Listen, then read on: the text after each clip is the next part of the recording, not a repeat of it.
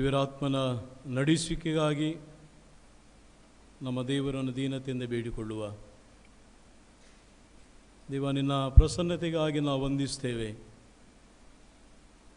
ನಮ್ಮ ಆರಾಧನೆ ಸ್ವೀಕಾರ ಮಾಡಿದ್ದಕ್ಕಾಗಿ ಸ್ತೋತ್ರಿಸುವೆ.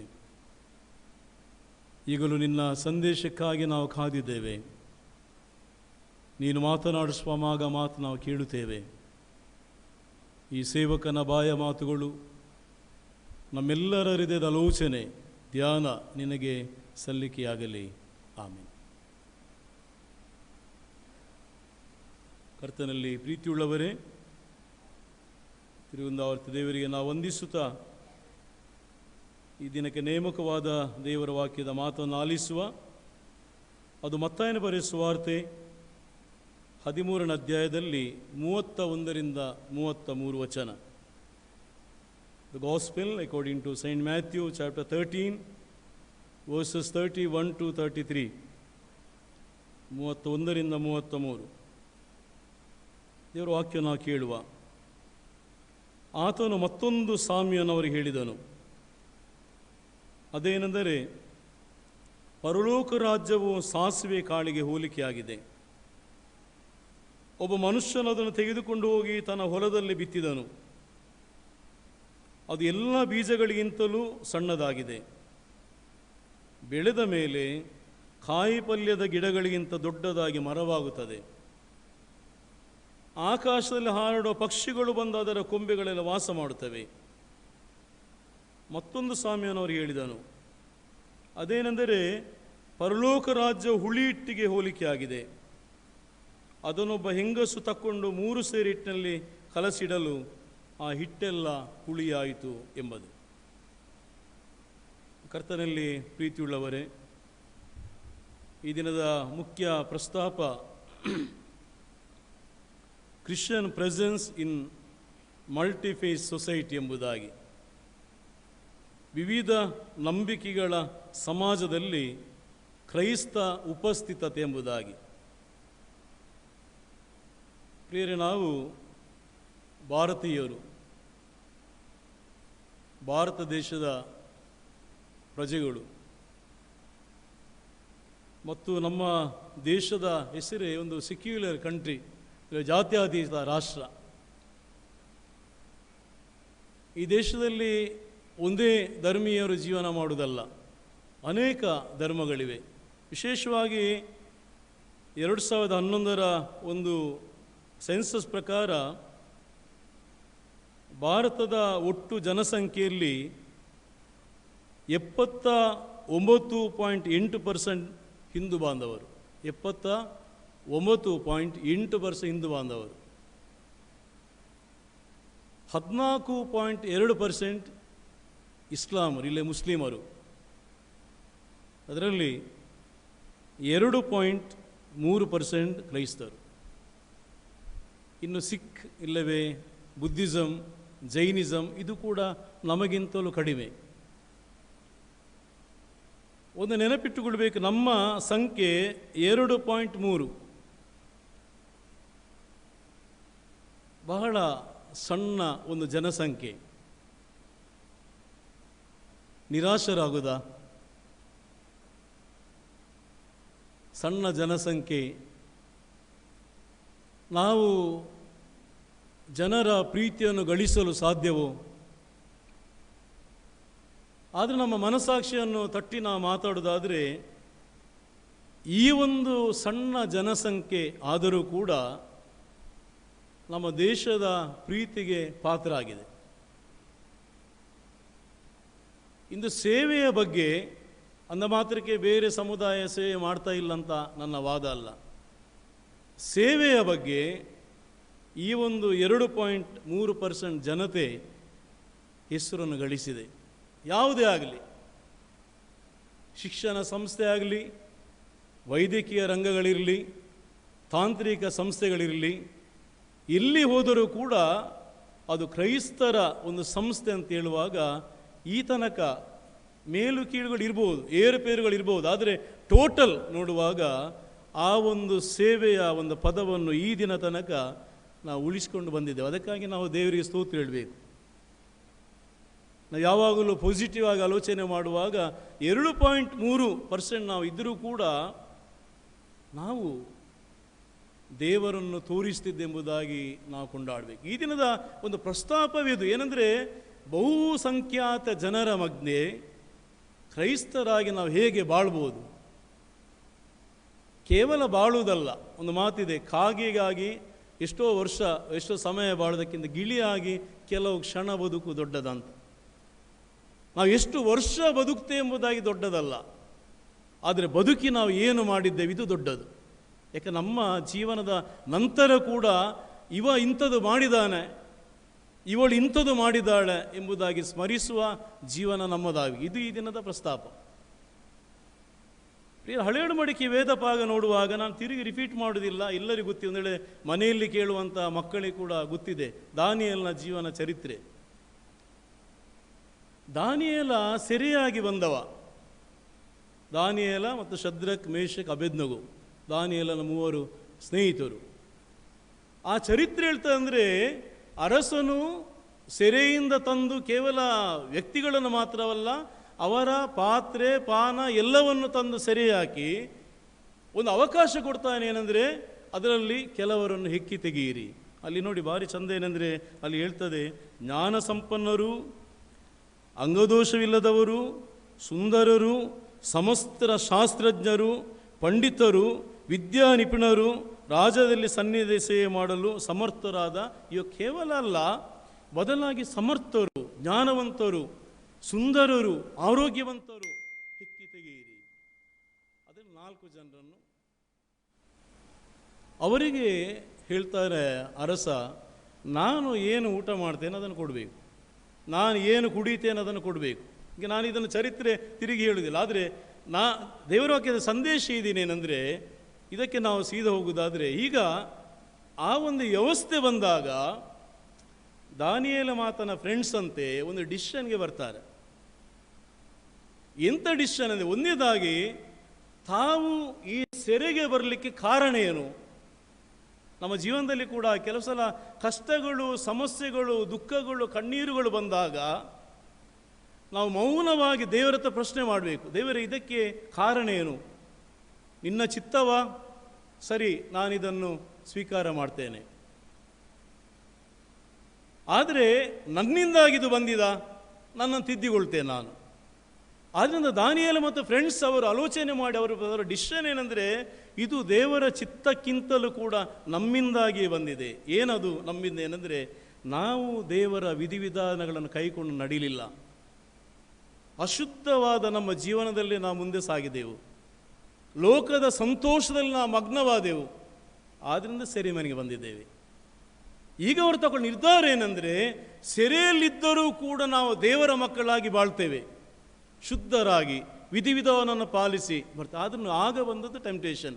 ಆ ಟೆಂಪ್ಟೇಷನ್ ಏನಂದರೆ, ನೀವು ಅರಸ ಏನು ತಿಂತಾನೆ ಅದನ್ನು ತಿನ್ನಬೇಕು, ಏನು ಕುಡಿತಾನೆ ಅದನ್ನು ಕುಡಿಬೇಕು. ಆಗ 4 ಒಂದು ಮಾತು, ನೋ, ಇಲ್ಲ.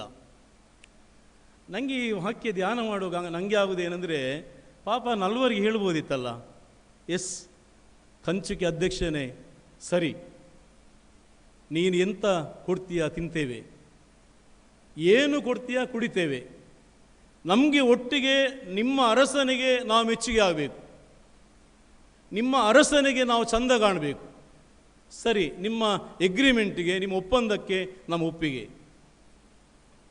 ಆದರೆ ಪಾಪ ಅವರು ಹಾಗೆ ಹೇಳುವುದಿಲ್ಲ. ಮೆಚ್ಚುಗೆಗೆ ಪಾತ್ರ ಆಗ್ಬೋದಿತ್ತು, ಕಂಚುಕರ ಅಧ್ಯಕ್ಷಗೆ ಸಹವಾಸ ಹೇಳುವಂಥ ಸ್ಥಿತಿ ಬರ್ಬೋದಿತ್ತು. ಅವ್ರು ಹೇಳ್ತಾನೆ, 3 ವರ್ಷ ನಿಮಗೆ ಕೊಡ್ತೇವೆ ಊಟ, ಒಂದಲ್ಲ 3 ವರ್ಷ, ರಾಜಂದೆಲ್ಲ ಬೇಡ. ಯೋಸೇಫನ ಬಾಳಲ್ಲಿ ಕೂಡ ಹಾಗೆ ಪ್ರಿಯರೇ, ಪೊಟೀಫರನ ಹೆಂಡತಿ ಬಂದು ಯೋಸೇಫನನ್ನು ಕರೀತಾಳೆ, ನಾನು ಕೇಳಿದನ್ನು ಕೊಡು, ನನ್ನೊಟ್ಟಿಗೆ ಇರು, ನಿನ್ನ ದೊಡ್ಡ ವ್ಯಕ್ತಿಯನ್ನಾಗಿ ಮಾಡ್ತೇನೆ. ಯೋಸೇಫ ಹೇಳೋದ ಮಾತು, ನೋ, ದೇವರ ಚಿತ್ತಕ್ಕೆ ಸರಿಯಾಗಿ ಮಾತ್ರ ನಾನು ಜೀವನ ಮಾಡೋದು, ಇದು ದೇವರ ಚಿತ್ತ ಅಲ್ಲ. ಹೇಳಿ ಭಾರಿ ಚಂದ ನೋಡಿ, ಯೋಸೇಫ ಹೇಳ್ತಾನೆ, ನನಗೆ ಎಲ್ಲವನ್ನೂ ದೇವರು ಕೊಟ್ಟಿದ್ದಾನೆ, ಬಟ್ ನನ್ನ ಅಧಿಕಾರಿ ಹೆಂಡತಿಯನ್ನು ಕೊಡಲಿಲ್ಲ, ಪೊಟೀಫರನ ಹೆಂಡತಿ ನನಗೆ ಕೊಡಲಿಲ್ಲ, ಆದ್ದರಿಂದ ಇದು ದೇವರ ಚಿತ್ತ ಅಲ್ಲ, ನಾನು ಇದಕ್ಕೆ ರೆಡಿ ಇಲ್ಲ. ಹಿಂಸೆ ಬಂತು ಪ್ರಿಯರೇ, ಕಷ್ಟಗಳು ಬಂತು, ಸಮಸ್ಯೆಗಳು ಬಂತು, ಸೆರೆಮನೆಗೆ ಹೋದ. ದೇವರು ಕೈ ಬಿಡಲಿಲ್ಲ. ಶದ್ರಕ್ ಮೇಷಕ್ ಅಬೇದ್ನೆಗೋ ದಾನಿಯೇಲನೊಂದಿಗೆ ಕೂಡ ತಗೊಂಡು ಡಿಸಿಷನಲ್ಲಿ ಸಮಸ್ಯೆ ಬಂತು ಅವರಿಗೆ. ಪಾಪ ಬೆಂಕಿಗೆ ಹಾಕಿದ್ರು, ಸುಟ್ಟು ಕರಕಾಲಾಗುವಂಥ ಸ್ಥಿತಿ ಬಂತು. ಆದರೆ ನಾವು ಚರಿತ್ರೆ ನೋಡುವಾಗ ನಾನು 3 ಕೋಟ್ ಮಾಡಿದ್ದೇನೆ. ಒಂದನೇದಾಗಿ ನೋಡಿ, ಯಾವಾಗ ಒಳ್ಳೆ ಡಿಸಿಷನ್ ಅನ್ನು ತಗೊಳ್ತೇವೆ ನಾವು, ಆಗ ನಮ್ಮೊಂದಿಗೆ ದೇವರಿದ್ದಾನೆ. ಇದು ನಮ್ಮೆಲ್ಲರಿಗೆ, ನಮ್ಮ ಯೂತ್ಗೆ, ನಮ್ಮ ಮಹಿಳೆಯರಿಗೆ, ನಮ್ಮ ಪುರುಷರಿಗೆ, ನನಗೂ ಸೇರಿ. ನಾವು ಕೆಲವು ಸಲ ಹೇಳ್ತೇವೆ ಸಮಾಜ ಹೀಗೆ ಹೋಗ್ತದೆ, ನಾವು ಹೋಗುವ. ಸಮಾಜ ಇದು ಸರಿ ಅಂತ ಹೇಳ್ತದೆ, ನಾವು ಮಾಡುವ. ಇಲ್ಲ ಅವರಿಗೆ ಖುಷಿ ಆಗುವುದಿಲ್ಲ. ಸಮಾಜಕ್ಕೆ, ಸೊಸೈಟಿ ಅಂತ ಹೇಳ್ತದೆ, ಅದನ್ನು ಮಾಡುವ. ಕೆಲವು ಸಲ ನೋ ಹೇಳುವಂಥ ಎದೆಗಾರಿಕೆ ನಮಗಿಲ್ಲ. ಎಷ್ಟೋ ಸಲ ಕೆಲವು ಸಲ ನೋ ಹೇಳುವಂಥ ಎದೆಗಾರಿಕೆ ನಮಗೆ ಬೇಕು. ಒಳ್ಳೆಯದಕ್ಕಾಗಿ ನೋ, ಬೇಡ ಇದು. ಕೆಲವು ಸಲ ನಾವು ಇತರರನ್ನು ಮೆಚ್ಚಿಸಲು ಹೋಗ್ತೇವೆ. ಸೇರಿ ನನ್ನನ್ನು ಸೇರಿಸಿ ನಾನು ಯಾವಾಗಲೂ ಪ್ರಸಂಗ ಮಾಡೋದು. ದಾನಿಯೇಲ ಮತ್ತು ಆತನ ಸ್ನೇಹಿತರು ಮೆಚ್ಚಿಸಲು ಪ್ರಯತ್ನ ಮಾಡಲಿ, ಬದಲಾಗಿ ಒಂದೇ ಪ್ರಯತ್ನ ಮಾಡಿ ಏನೆಂದರೆ ದೇವರನ್ನು ಮೆಚ್ಚಿಸುವಂಥ ಪ್ರಯತ್ನ ಮಾಡಿದರು. ಆಗ ಎಂತಾಗ್ತಂದರೆ ನಾನು ಆಲೋಚನೆ ಮಾಡಿ, ಒಂದು ದೇವರು ಸಂಗಡಿದ್ದ. ಅದಕ್ಕೆ ಉದಾಹರಣೆ, ಕಂಚುಕಿ ಅಧ್ಯಕ್ಷನ ಮನಸ್ಸಿನಲ್ಲಿ ದೇವರು ಮಾತಾಡಿದ ಹೇಳ್ತಾನೆ. ಅವರು 4 ಜನ ಹೇಳುವಾಗ ಕಂಚುಕಿ ಅಧ್ಯಕ್ಷ ಅಂತ ಎಸ್ ಅಂತ ಒಪ್ತಾನೆ. ಅದಕ್ಕೆ ಮಾಡಿದ ಕಾರ್ಯ ಯಾರು? ದೇವರು ಮಾಡಿದ್ದು. 3 ವರ್ಷ ಅಲ್ಲ, 10 ದಿನದಲ್ಲಿ ಅವರ ಈ ಮುಖದ ಕಳೆ ಅದು ಅಧಿಕ ಆಯಿತು. ಯಾರು ಮಾಡಿದು? ದೇವರು ಮಾಡಿದು. 3ನೇದಾಗಿ ನೋಡಿ, ಏನು ಪಾಪ ಇಲ್ಲದವರು, ಯಾವುದೇ ಪಾಪ ಅವರಲ್ಲಿ, ಆ ಸೆರೆಯಲ್ಲಿ ಯಾವುದೇ ಇಲ್ಲ, ಯಾವುದೇ ಸವಲತ್ತುಗಳಿಲ್ಲ. ತಮ್ಮ ಟ್ಯಾಲೆಂಟನ್ನು ಹೊರತರಲಿಕ್ಕೆ ದೇವರಾಗಿ ಎಂಥ ಕಾರ್ಯ ಮಾಡ್ತಂದರೆ, ಸೆರೆಯಲ್ಲಿದ್ದಂಥ ದಾನಿಯೇಲನಿಗೆ ಕನಸಿನ ಅರ್ಥವನ್ನು ಹೇಳುವಂಥ ಆ ಒಂದು ಶಕ್ತಿಯನ್ನು ಕೊಡ್ತಾನೆ. ಪ್ರಿಯರ, ಆದ್ದರಿಂದ ನಮಗೆ ಇಡೀ ಸಭೆಗೆ ಒಂದು ಸಂದೇಶ ಪ್ರಿಯ. ನಮ್ಮ ಜೀವನದಲ್ಲಿ ಯಾವುದೇ ಸ್ಥಿತಿಯತಿಯಲ್ಲಿ ಕೂಡ ದೊಡ್ಡ ಸೊಸೈಟಿ, ದೊಡ್ಡ ಭಾರತ, ನಮ್ಮ ಪರ್ಸೆಂಟ್ ಖಾಲಿ 2.3% ಮಾತ್ರ. ಹೋದಾಗೆ ನಾವು ಹೋಗುವ, ಎಲ್ಲರೂ ಹೇಳಿದಾಗೆ ನಾವು ಮಾಡುವ, ನಾವು ಯಾರ ಹತ್ರ ಹೇಳಿಸ್ಕೊಳ್ಳೋದು ಬೇಡ ಎಂಬುದಾಗಿ ಇದು ಜೀವನ ನಮಗೆ ಬೇಡ. ಯಾವುದು ಸತ್ಯವ, ಯಾವುದು ನ್ಯಾಯವ, ಯಾವುದು ದೇವರು ಮೆಚ್ತಾನ, ಅದರೊಂದಿಗೆ ಬಾಳುವ. ಇದನ್ನು ಒಂದು 4-5 ದಿನದಲ್ಲಿ ದೊಡ್ಡ ಒಂದು ವಾರ್ತೆ ಬರ್ತಾ ಇದೆ ಅಲ್ವಾ? ಬ್ಯಾಂಗ್ಳೂರಲ್ಲಿ ಆದಂಥ ಘಟನೆ, 2 ಕ್ವಿಂಟಾಲ್ ಆ ಒಂದು ದುಶ್ಚಟಕ್ಕೆ ಒಳಗಾದಂಥ ಅಂಶಗಳು ಅಲ್ಲಿ ಸಿಕ್ಕಿದೆ. ನೋಡಿ ಎಂತ ಇದು, ಆಲೋಚನೆ ಮಾಡು. ಎಂತ ಏನಂದರೆ, ಲೋಕದ ರೀತಿಯಲ್ಲಿ ಬಾಳ್ವೆ ಮಾಡುವಂಥ ವ್ಯವಸ್ಥೆಗಳು. ಇದನ್ನು ನಮ್ಮ ಕ್ರೈಸ್ತ ಒಂದು ವೇಳೆ ಸೊಸೈಟಿಯನ್ನು ಕೂಡ ನೋಡುವಾಗ, ಇದನ್ನು ಬಾರಲ್ಲಿ ಡ್ಯಾನ್ಸ್, ಪಬ್ಬಲ್ಲಿ ಡ್ಯಾನ್ಸ್, ಅಲ್ಲಿ ಡ್ಯಾನ್ಸ್, ಇಲ್ಲಿ ಡ್ಯಾನ್ಸ್. ನೋಡಿ, ಅಲ್ಲಿ ಕೆಲವು ಸಲ ಜನ ಅದಕ್ಕೆ ಒಳಗಾದಾಗ ಒಂದಲ್ಲ ಒಂದು ದಿನ ದೇವರ ರಹಸ್ಯನ ಹೊರಗೆ ಹಾಕ್ತಾನೆ. ಇನ್ನು ಎಷ್ಟು ಹೊರಗೆ ಬರಲಿಕ್ಕೆ ಉಂಟ ಗೊತ್ತಿಲ್ಲ. ಇವರೆಲ್ಲ ಬರ್ತಾ ಇದೆ. ಈಗ ಆಲೋಚನೆ ಮಾಡಿ, ಸೈತಾನನ ಕೆಲ ಅಂಶವನ್ನು ನಮ್ಮ ಎದುರಿಡ್ತಾನೆ. ಬಾ ಮಗ, ಎಂಜಾಯ್ ಮಾಡು, ಬಾ ಮಗ, ಗಮ್ಮತ್ತು ಮಾಡು, ನೀನು ಇದುವೇ ಜೀವನ, ಇದುವೇ ಸಂತೋಷ, ಇದುವೇ ನಮ್ಮ ಸೊಸೈಟಿ ಕಲ್ಚರ್. ಇದಕ್ಕೆ ಬಾರದಿದ್ದು ನಿನ್ನನ್ನು ಛೀ ಅಂತ ಹೇಳ್ತಾರೆ, ನೀನು ನಾಗರಿಕ ಅಂತ ಹೇಳುವುದಿಲ್ಲ, ಬಾ ಎಂಜಾಯ್ ಮಾಡು. ಸೈತಾನನ ಮಾರ್ಗ ಅದು. ಯಾವಾಗ ನಾವು ಅದಕ್ಕೆ ಒಳಗಾಗ್ತೇವೆಯಾ, ಆ ಸೈತಾನ ಖಂಡಿತ ನಮ್ಮನ್ನು ಬಿಡುವುದಿಲ್ಲ. ಒಳಗಾದ ಮೇಲೆ ತಿರುಗಿ ನಾನು ಹೊರಗೆ ಬರ್ತೇನೆ ಇಲ್ಲ. ಯಾವಾಗಲೂ ಒಂದು ಉದಾಹರಣೆ ಹೇಳ್ತೇನೆ, ಉಚ್ಚಿಲದಲ್ಲಿ ಆದಂಥ ಒಂದು ಘಟನೆ. ನಾನು ಯಾವಾಗಲೂ ಹೋದ ವರ್ಷ ಕೂಡ ಹೇಳಿದ್ದೇನೆ, ತಿರುಗಿ ರಿಪೀಟ್ ಮಾಡ್ತೇನೆ. ಒಬ್ಬ ಯವನಸ್ಥ, ಏನಿಲ್ಲದವ, ಉದ್ಯೋಗ ಇರಲಿಲ್ಲ, ಕೊನೆಗೆ ಪರದೇಶಕ್ಕೆ ಹೋದ. 1 ವರ್ಷದಲ್ಲಿ ಭಾರಿ ದೊಡ್ಡ ವ್ಯಕ್ತಿ ಆದ, 2-3 ಬಂಗಲೆ ಕಟ್ಟಿದ. ಆಗೊಬ್ಬರು ವ್ಯಕ್ತಿ ಎಚ್ಚರಿಸಿದ್ರು ಕೂಡ, ಮಗ ನೀನು ಹೋಗುವಂಥ ದಾರಿ ಸರಿಯಲ್ಲ, ಉದ್ಯೋಗ ಇಲ್ಲ ನಿನಗೆ, ಎಲ್ಲಿಂದ? ಇಲ್ಲ, ನಾನು ಹಿಂದೆ ಬರಲಿಕ್ಕೆ ಆಗೋದಿಲ್ಲ, ನಾನೊಂದು ವೇಯನ್ನು ಚಾಯ್ಸ್ ಮಾಡಿ ಆಗಿದೆ, ಹಿಂದೆ ಬರಲಿಕ್ಕೆ ಆಗೋದಿಲ್ಲ. ಅವ ಹೇಳಿದಾಗೆ ಬಾಬು 1 ತಿಂಗಳಲ್ಲಿ ಶೂಟ್ ಮಾಡಿ ಅವನು ತೆಗೆದು, ಹೋದ ದಾರಿ ಯಾವುದೆಂಬುದಾಗಿ ನೀವು ಆಲೋಚನೆ ಮಾಡಿರಿ. ಇದು ನಮಗೆ ದೊಡ್ಡ ಸಂದೇಶ. ನಾವಿದನ್ನು ಯಾವುದು ಚಾಯ್ಸ್ ಮಾಡ್ತೇವೆಯಾ ಅದರಲ್ಲಿ ನಮ್ಮ ಜೀವನ ಅಡಗಿದೆ. ಬಹುಧರ್ಮೀಯರ ಈ ದೇಶದಲ್ಲಿ ನಾವು ಬಾಳುವಾಗ ಒಳ್ಳೆಯದನ್ನು ಚಾಯ್ಸ್ ಮಾಡುವ. ದಾನಿಯೇಲ ಆತನ ಫ್ರೆಂಡ್ಸ್ ಒಳ್ಳೆಯದನ್ನು ಚಾಯ್ಸ್ ಮಾಡಿದರು, ಆಶೀರ್ವಾದ ಹೊಂದಿದರು. ಎರಡನೇದಾಗಿ ನಾವು ನೋಡುವಾಗ, ನಾವು ಅಪೊಸ್ತಲರ ಕೃತ್ಯಗಳಲ್ಲಿ 10ನೇ ಅಧ್ಯಾಯ 9-16 ನೋಡುವಾಗ, ಅಲ್ಲಿ ನೋಡಿ ಪೇತ್ರನಿಗಿದ್ದಂಥ ಒಂದು ಥಿಂಕಿಂಗ್ ಏನಂದರೆ, ನಾನು ಶುದ್ಧ, ನನ್ನ ದೇವರು ಶುದ್ಧ, ಎಲ್ಲರೂ ಅಶುದ್ಧರು ಇತರರು. ನಾನು ಸುವಾರ್ತೆ ಸಾರಬೇಕು ಯಾರಿಗೆ? ಶುದ್ಧರಾದವರಿಗೆ ಮಾತ್ರ, ಅಶುದ್ಧರಿಗಲ್ಲ. ಯಹೂದ್ಯರಿಗೆ ಮಾತ್ರ, ಅನ್ಯರಿಗಲ್ಲ. ಇದವನ ಥಿಂಕಿಂಗ್. ಪಾಪ ತಪ್ಪಲ್ಲ, ಅವ ಬೆಳೆದು ಬಂದ ರೀತಿ. ಅದು ಒಂದಿನ ಆತನ ಪ್ರಾರ್ಥನೆ ಮಾಡುವಾಗ, ಪ್ರಾರ್ಥನೆ ಮಾಡಿ ಆತನು ಕಣ್ಣು ತೆರೆಯುವಾಗ ಒಂದು ದರ್ಶನ ಆತನಿಗೆ ಆಗ್ತದೆ. ಆ ದರ್ಶನ ಒಂದು ಜೋಳಿಗೆ ಕೆಳಗೆ ಇಳೀತಾ ಇದೆ. ಆ ಜೋಳಿಗೆಯಲ್ಲಿ ಕ್ರಿಮಿ ಕೀಟಗಳು, ಪಕ್ಷಿಗಳು ಎಲ್ಲ ಇದೆ. ಆತನು ಓಡ್ತಾನೆ, ಪೇತ್ರ ಅದನ್ನು ನೋಡಿ ಏಷಿಗೆ ಆಗಿ, ಅಶುದ್ಧ ಅಲ್ವ ಇದು, ಕ್ರಿಮಿ ಕೀಟ ಎಲ್ಲ ಉಂಟು ಅದರಲ್ಲಿ. ಆಗ ದೇವರು ಹೇಳ್ತಾನೆ, ಕೊಯ್ದು ತಿನ್ನು ಪೇತ್ರ. ಇಲ್ಲ ಸ್ವಾಮಿ, ನಾನು ಅದನ್ನು ಮುಟ್ಟುವುದಿಲ್ಲ, ಅಶುದ್ಧ ಅದು. ಆಗ ದೇವರು ಹೇಳ್ತಾನೆ, ನಾನು ಶುದ್ಧ ಎಂಬುದ ಹೇಳಿದನ್ನು ನೀನು ಅಶುದ್ಧ ಬೇಡ, ಕೊಯ್ದು ತಿನ್ನು. ಆಗ ಅವನಿಗೆ ಆ ದರ್ಶನ, ಆತನ ಕಣ್ಣು ತೆರೀತದೆ. ಯಾಕಿರ್ಬೋದಂತ. ಆಗ ದೇವರು ಹೇಳ್ತಾನೆ, ಕೊರ್ನೇಲ ನಿನಗಾಗಿ ಕಾಯ್ತಿದ್ದಾನೆ. ಕೊರ್ನೇಲ ಅನ್ಯ, ಯಹೂದಿ ಅಲ್ಲ. ಆತನಿಗೆ ಹೋಗಿ ಸುವಾರ್ತೆ ನೀನು ಸಾರಬೇಕು. ಆಗ ಕಣ್ಣು ತೆರೆದು ಪೇತ್ರಗೆ. ಆಗ ಅವನು ನೆನೆಸ್ತಾನೆ, ನನ್ನ ದೇವರು ಕೇವಲ ಶುದ್ಧಾಚಾರದಲ್ಲಿದ್ದವರನ್ನು ಪ್ರೀತಿ ಮಾಡೋ ದೇವರು ಮಾತ್ರವಲ್ಲ, ಅಶುದ್ಧರನ್ನು ಪ್ರೀತಿ ಮಾಡೋ ದೇವರು. ಯಹೂದ್ಯರಿಗೆ ಮಾತ್ರ ನನ್ನ ದೇವರಲ್ಲ, ಅನ್ಯರಿಗೂ ದೇವರು ಪ್ರಿಯರೇ. ಆದರೆ ನಮ್ಮ ಜೀವನದಲ್ಲಿ ಕೂಡ ಇದು ಕೂಡ ನಮಗೆ ನಾವು ಕಲಿಬೇಕೆಂದರೆ, ಕೇವಲ ಕ್ರೈಸ್ತವರು ನಾವು ಮಾತ್ರ ಭಕ್ತಿವಂತರಲ್ಲ, ನಾವು ಮಾತ್ರ ಶುದ್ಧರಾಗಿ ನಡೆಯುವವರಲ್ಲ. ಇತರಲ್ಲಿ ಒಳ್ಳೆತನ ಇದೆ, ನಾವು ಗುರುತಿಸಬೇಕು. ಮಾತ್ರ ಅವರಿಗೂ ಕೂಡ ನಾವು ನಮ್ಮ ಜೀವನದ ಮೂಲಕವಾಗಿ ಸುವಾರ್ತೆ ಕೊಡಬೇಕು. ಮೂರನೇದಾಗಿ ನಾವು ನೋಡುವಾಗ ಮತ್ತಾಯನ ಸುವಾರ್ತೆ 13ನೇ ಅಧ್ಯಾಯ 31-33 ಎರಡು ಉದಾಹರಣೆ ಯೇಸು ಹೇಳೋದಲ್ಲ. ಒಂದು ಭಾಳ ಚಂದ ನೋಡಿ. ಒಂದು ಯಾವುದು? ಸಾಸಿವೆ. ಮಹಿಳೆಯರಿಗೆ ಗೊತ್ತಿದೆ, ನಮ್ಗೆ ಗೊತ್ತಿದೆ, ಗಂಡಸರಿಗೆ ಎಲ್ಲರಿಗೂ ಗೊತ್ತಿದೆ. ಸಾಸಿವೆ ಎಲ್ಲ ಕಾಳಿಗಿಂತ ಸಣ್ಣ ಅಲ್ವಾ? ಎಲ್ಲ ಕಾಳಿಗಿಂತ. ನೀವು ಮೆಂತ್ಯ ತಗೊಳ್ಳಿ, ಅಲ್ಲ ಓಮ ತಗೊಳ್ಳಿ, ಅಲ್ಲ ಕೊತ್ತಂಬರಿ ತಗೊಳ್ಳಿ, ಯಾವುದೇ ತಗೊಳ್ಳಿ, ಎಲ್ಲದಕ್ಕಿಂತ ನೀವು ನೋಡಿದರೆ ಸಾಸಿವೆ ಅತಿ ಸಣ್ಣ. ಅದು ಸಾಸಿವೆಯನ್ನಂತೆ ಸದವಾದ ಮಣ್ಣಿನಲ್ಲಿ ಹಾಕುವಾಗ ಅದು ಬೆಳೆದ್ರೆ, ಮೊಳಕೆ ಒಂದು ಬೆಳೆದ್ರೆ ಅದರ ಉದ್ದ ಎಷ್ಟು ಗೊತ್ತು? ಎಷ್ಟು ಎತ್ತರ ಆಗ್ತಂದರೆ 9 ಫೀಟ್ ಎತ್ತರ ಆಗ್ತದೆ, 9 ಅಡಿ ಎತ್ತರ. ದೇವರು ಹಾಕಿ ಹೇಳುವುದು, ನಾನು ಹೇಳುವುದಲ್ಲ. ಅದು ಎತ್ತರಾಗಿ ತಮ್ಮ ವಿಶಾಲವಾದ ರೆಂಬೆಯನ್ನು ಬಿಟ್ಟು ಪಕ್ಷಿಗಳು ಕೂಡ ಅದರ ಆಶ್ರಯಕ್ಕೆ ಬರ್ತದೆ ಅಂತ. ಯೇಸುವಿನ ಉದ್ದೇಶ ಏನೆಂದರೆ, ನೀವು ಸಮಾಜದಲ್ಲಿ ಸಣ್ಣದಿರ್ಬೋದು, ನಾ ಹೇಳಿದಾಗೆ 2.3% ಇರ್ಬೋದು ಭಾರತದಲ್ಲಿ, ಸಣ್ಣದಿರ್ಬೋದು, ಆದರೆ ಫಲ ಕೊಡಿ, ನೀವು ಬೆಳೆಯಿರಿ. ಯಾವುದರಲ್ಲಿ ಬೆಳೆಯಿರಿ? ಸತ್ಯ, ನ್ಯಾಯ, ಪ್ರೀತಿಯಲ್ಲಿ ಬೆಳೆಯಿರಿ. ಆಗ ನಿಮ್ಮ ಆಶ್ರಯಕ್ಕೆ ಜನರು ಬರ್ತಾರೆ. ಸೊಲೊಮೋನ ಜೀವನ ಕೂಡ ನೋಡಿ.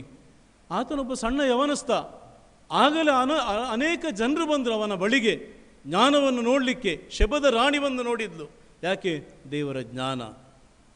ಎರಡನೇದಾಗಿ ಹುಳಿ ಹಿಟ್ಟು ನೋಡುವ. ನಾವು ಒಂದು ವೇಳೆ ನಾವು ಕೆಲವು ಸಲ ಇಡ್ಲಿಗೆ ನಾವು ಉದ್ದ ಹಾಕ್ತೇವೆ, ಕೆಲವು ಮುಂಚೆ ಈಸ್ಟ್ ಹಾಕೋದು ಕೂಡಿತ್ತು ಅಲ್ವಾ? ಅದು ಹಾಕಿ ರುಬ್ತದೆ. ಅದು ಇಡ್ಲಿ ನಾವು ನೆನೆಸುವಾಗ ಉದ್ದು ಹಾಕದಿದ್ದರೆ ಕಡೆ ಅದನ್ನೇ ಇದು ಉಬ್ಬುವುದಿಲ್ಲ.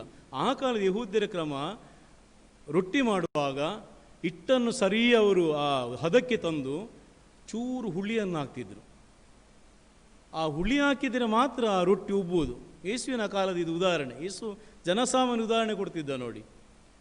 ಯಾವಾಗ ಹುಳಿ ಹಿಟ್ಟನ್ನು ಹಾಕ್ತಾರ, ಅದು ಇಡೀ ರೊಟ್ಟಿಗೆ ರೂಪು ಮತ್ತು ಟೇಸ್ಟ್ ಕೊಡ್ತದೆ ನೋಡಿ. ಸಂದೇಶ ನೋಡಿ, ಹುಳಿ ಹಿಟ್ಟು ತನ್ನತನವನ್ನು ಕಳ್ಕೊಳ್ತದೆ.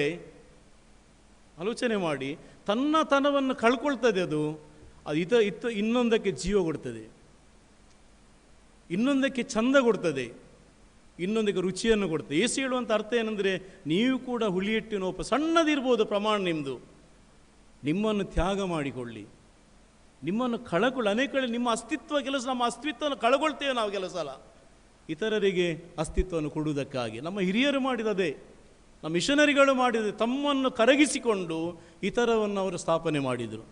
ಮೇಣದ ಬತ್ತಿ ನಾವು ನೋಡುವಾಗ, ಮೇಣ ಅದು ಉರಿಬೇಕಾದರೆ ತನ್ನನ್ನು ಕರಗಿಸಿಕೊಳ್ಳಲೇಬೇಕು, ಆಗಲೇ ಪ್ರಕಾಶ.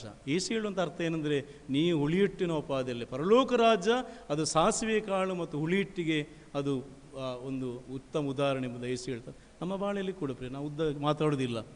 ನಾವು ಕ್ರೈಸ್ತರಾಗಿ ಸಣ್ಣದಾಗಿದ್ದರೂ ಕೂಡ ನಮ್ಮ ಮನೆ, ನಮ್ಮ ಸಭೆ, ನಮ್ಮ ಊರು, ನಮ್ಮ ಶಾಲೆ, ನಮ್ಮ ಕಾಲೇಜ್, ನಮ್ಮ ಸಂಸ್ಥೆ ಎಲ್ಲಿ ದೇವರ ಸಂದೇಶ ನಾವು ಕೊಡುವ. ನಾನು ಆಗಾಗಲೇ ಎನೌನ್ಸ್ ಮಾಡಿದಾಗೆ ಒಂದು ಸಣ್ಣ ಉದಾಹರಣೆ ನಾನು ಚರ್ಚೆಗೆ ಬಂದ ಮೇಲೆ ಗೊತ್ತಾದದ್ದು. ಅವರು ಹಿಂದೂ ಬಾಂಧವರು, ನಮ್ಮ ಊರಿನವರೇ, ಅಸೌಖ್ಯಕ್ಕೆ ಬಿದ್ದರು, ಕಿಡ್ನಿ ಫೇಲ್ ಆಯಿತು, ವೈದ್ಯರು ಹೇಳಿದ್ದು ಸಾಧ್ಯ ಇಲ್ಲ, ಮೇಲೆ ಬೀಳಲಿಕ್ಕೆ ಅಸಾಧ್ಯ. ಅದು ನಮ್ಮ ಕ್ರೈಸ್ತರು ಹೇಳಿ ಅಂದರೆ ಇಲ್ಲ, ಸಾಧ್ಯ. ನಾವು ಚರ್ಚಲ್ಲಿ ಪ್ರಾರ್ಥನೆ ಮಾಡ್ತೇವೆ, ನಿಮ್ಮ ದೇವರು ಗುಣ ಕೊಡ್ತಾನೆ, ನಮ್ಮ ದೇವರು ಗುಣ ಕೊಡ್ತಾನೆ, ನೀವು ನಂಬಿದನ್ನು. ಆ ತಾಯಿ ಗುಣ ಆಗಿದೆ, ಆರೋಗ್ಯದಲ್ಲಿ ಮನೆಗೆ ಬಂದಿದೆ, 101 ರೂಪಾಯಿ ಕಾಣಿಕೆ ಕೊಟ್ಟಿದ್ದೆ. ಇದು ಸಾಕ್ಷಿ ಪ್ರಿಯರೇ, ಇಷ್ಟು ಸಾಕು. ಇದು ಸಾಕ್ಷಿ. ಏನಂದರೆ ಸಣ್ಣ ಮಟ್ಟದಲ್ಲಿ, ದೊಡ್ಡ ಮಟ್ಟದಲ್ಲಿ ನಾವು ಸಾಕ್ಷಿ ಕೊಡಬೇಕೆಂಬುದಾಗಿಲ್ಲ. ನಾವು ಅನುಭವಿಸಿದಂಥ ನಮ್ಮ ದೇವರನ್ನು ಇತರಿಗೆ ಹೇಳುವ. ಅದರಿಂದ ಪ್ರಿಯರೇ, ಒಂದು ಆಲೋಚನೆ ಮಾಡು. ಈ ದಿನ ಧರ್ಮಾಂಧತೆಯಲ್ಲಿ ಕೆಲವು ಸಲ ಯುದ್ಧಗಳಾಗ್ತದೆ. ನನ್ನದೇ ದೊಡ್ಡದು, ನಿನ್ನದು ಕೀಳು, ನಿನ್ನದು ಸಣ್ಣದು, ನಿನ್ನದು ಹಾಳು, ಅದು ಬೇಡ. ಈ ದಿನ ನೋಡಿ, ಬೆಂಗಳೂರಲ್ಲಿ ಆದಂಥ ಒಂದು ದೊಡ್ಡ ಘಟನೆ ಕೂಡ ಅದೇ. ಯವನಸ್ಥ ಒಂದು ಫೇಸ್ಬುಕ್ಕಲ್ಲಿ ಹಾಕಿದ ಒಂದು ವಾಕ್ಯ 3 ಜನರ ಪ್ರಾಣವನ್ನೇ ಬಲಿ ತೆಗೆದುಕೊಂಡಿತ್ತು. ಏನು? ನನ್ನದು ದೊಡ್ಡದು, ನಿನ್ನದು ಸಣ್ಣದು, ನನ್ನ ಧರ್ಮ ದೊಡ್ಡದು, ನಿನ್ನದು ಕೀಳದು, ಬೇಡ, ಅದು ಬೇಡ. ದೊಡ್ಡದು ಸಣ್ಣದು ಬೇಡ, ಬದಲಾಗಿ ನಾನು ನಂಬುವಂಥ ಯೇಸು ದೊಡ್ಡವ, ಆತನೆಲ್ಲರನ್ನು ಪ್ರೀತಿ ಮಾಡ್ತಾನೆ. ಆ ಸುವಾರ್ತೆಯನ್ನು ನಾವು ಸಾರುವ, ಆ ಮೂಲಕ ನಮ್ಮ ದೇವರನ್ನು ಕೊಂಡಾಡುವ. ಹೀಗಾಗುವಂಥ ದೇವರು ತಾನೇ ನಮ್ಮ ನಡೆಸಲು ಆತನ ಪರಿಶುದ್ಧ ನಾಮಕ್ಕೆ ನಿತ್ಯ ಕಾಲ ಸ್ತೋತ್ರವಾಗಲಿ. ಆಮೇಲೆ ತಲೆ ಬಾಗಿಸಿ ಪ್ರಾರ್ಥನೆ ಮಾಡುವ. ನಮ್ಮ ಸ್ವಾಮಿ, ಭಾರತ ದೇಶದ ಪ್ರಜೆಗಳು ನಾವು, ಸಂಖ್ಯೆಯಲ್ಲಿ ಬಹಳ ಕಡಿಮೆ ಸ್ವಾಮಿ, ಆದರೂ ನಾವು ಸಂತೋಷಗೊಳ್ಳುತ್ತೇವೆ, ನಿನ್ನನ್ನು ಕೊಂಡಾಡ್ತೇವೆ. ಸಣ್ಣ ಸಂಖ್ಯೆ ಆದರೂ ಕೂಡ ನಿನ್ನ ಮಕ್ಕಳಾಗಿ ಸ್ವಾಮಿ, ನಿನ್ನ ಸೇವೆಯನ್ನು ಮಾಡುವುದರ ಮೂಲಕವಾಗಿ ನಿನ್ನನ್ನು ತೋರ್ಪಡಿಸಿದ್ದೇವೆ. ಆದರೂ ಬಲಹೀನರು ಸ್ವಾಮಿ, ನೀನು ಮೆಚ್ಚುವಷ್ಟು ಸೇವೆಯನ್ನು ಇನ್ನೂ ನಾವು ಮಾಡಲಿಲ್ಲ. ನಮ್ಮ ಸಂದೇಶಗಳು ಅನೇಕ ವೇಳೆ ಕಾರ್ಯದಲ್ಲಿ ಬರಲಿಲ್ಲ ಸ್ವಾಮಿ. ನಾವು ನಿನ್ನೊಂದಿಗೆ ಕ್ಷಮೆಯನ್ನು ಯಾಚಿಸ್ತೇವೆ. ನಮ್ಮ ಜೀವನವೇ ಒಂದು ಸಂದೇಶವಾಗುವಂತೆ, ನಮ್ಮ ಜೀವನದ ಮೂಲಕವಾಗಿ ಇತರರು ನಮ್ಮನ್ನು ಯೇಸುವೆ ನಿನ್ನನ್ನು ಕಂಡುಕೊಳ್ಳಿಕ್ಕಾಗುವಂತೆ ಸಹಾಯ ಮಾಡು. ಸಮಾಜ ಮೆಚ್ಚುವಂಥ ಕಲ್ಚರನ್ನು ನಾವು ಹಿಂಬಾಲಿಸುವುದಲ್ಲ, ಬದಲಾಗಿ ನೀನು ಮೆಚ್ಚುವಂಥ ಕಲ್ಚರನ್ನು ಹಿಂಬಾಲಿಸುವಂಥ ಭಾಗ್ಯ ನಮಗೆ ದಯಪಾಲಿಸು. ಆ ಮೂಲಕ ನಿನ್ನ ಬಳಿಗೆ ಜನರು ಬರುವಂಥ ಆ ಒಂದು ದೊಡ್ಡ ಸೇವೆಯನ್ನು ಮಾಡುವಂಥ ಭಾಗ್ಯ, ಆ ಧೈರ್ಯ, ಆ ಶಕ್ತಿಯನ್ನು ಕೊಡೆಂಬುದಾಗಿ ಯೇಸುವಿನ ಪರಿಶುದ್ಧ ನಾಮದಲ್ಲಿ ಬೇಡಿದ್ದೇವೆ. ಆಮೇಲೆ ನಾವು ಕೊನೆಯದಾಗಿ ಕನ್ನಡ ಸಂಗೀತ 131ನೇ ಸಂಗೀತ ಆಡುವ. ಕನ್ನಡ ಸಂಗೀತ 100